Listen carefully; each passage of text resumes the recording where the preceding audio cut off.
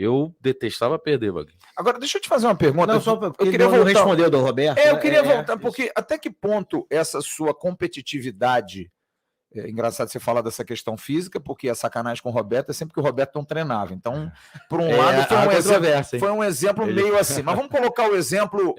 exemplo competição. Os fenômenos... Mas o cara ficava depois do treino lá 2 horas treinando. Mas eu queria te perguntar, vendo o Roberto em campo como torcedor, e você foi várias vezes ver jogo, o que o Roberto fazia sozinho em times do Vasco... Que eram ruins, né? Ruins, mas ele fazia sozinho.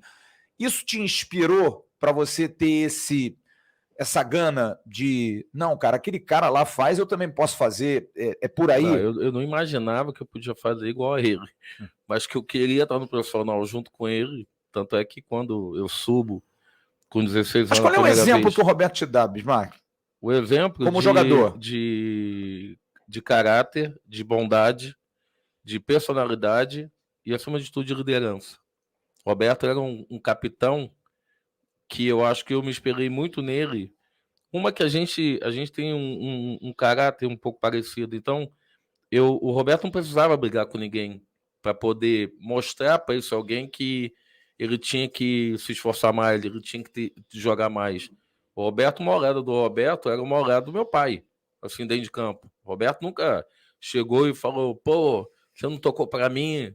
O Roberto só dava aquela olhada assim e você fala, pô, Roberto, desculpa, na próxima.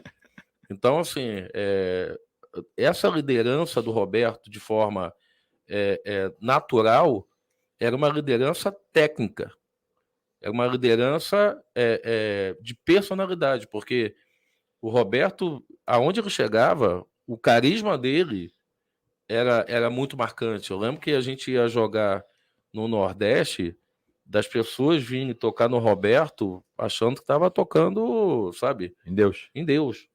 Porque e ele sempre com aquele jeito dele, sempre de forma espontânea, sempre de forma carinhosa com todo mundo. Então, como você falou, o Roberto jogou em muitos times ruins do Vasco, que ele se sobressaía pelo talento dele.